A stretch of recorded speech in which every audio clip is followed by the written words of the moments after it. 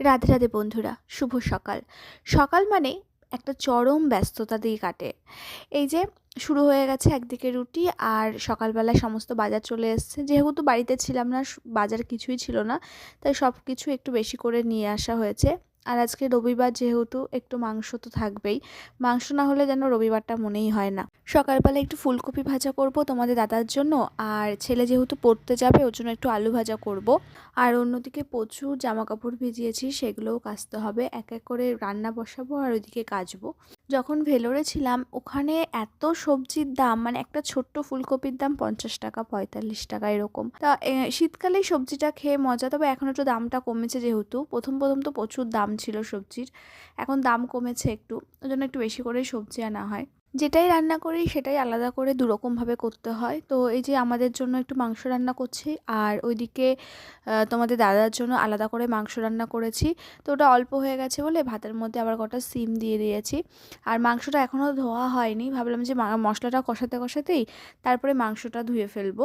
সকালে রুটি করেছিলাম, ছেলে পড়তে যাবে বলে ও খায়নি, আর আমারও খাওয়া হয়নি। এই যে ঢেকে রেখে দিয়েছি। নতুন আলুগুলোর গায়ে না খুব নোংরা থাকে, বালি বালি থাকে, ওই জন্য আলুগুলোকে ভালো করে ধুয়ে একটু শুকিয়ে নিয়েছি যাতে রান্না করতে সুবিধা হয়। আর এদিকে না বাঁধাকপি শুকোতে দিয়েছি, যখন বাঁধাকপি পাবো না তখন এই শুকনো বাঁধাকপিগুলো রান্না করব, মানে খুব ভালো লাগে খেতে।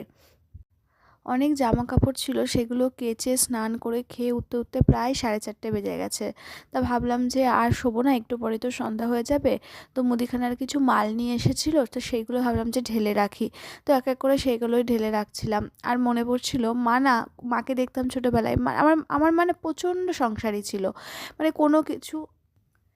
মানে কোনো জিনিস অপচয় করতো না। তো মাকে দেখতাম, মানে মশলাগুলো ঢালতো তো মা, তো মানে হলুদ, জিরের গুঁড়ো, এই প্যাকেটগুলো যখন থেকে কৌটোর মধ্যে ঢালতো, ঢালার পরে না মা অল্প অল্প করে জল দিয়ে সেগুলো আবার ঝাঁকিয়ে একটা বাটির মধ্যে রাখতো।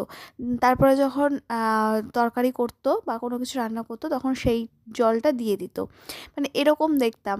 তা তাই আজকে ভাবছিলাম যে আমার মায়ের মতনই ঠিক আমার কপালটা।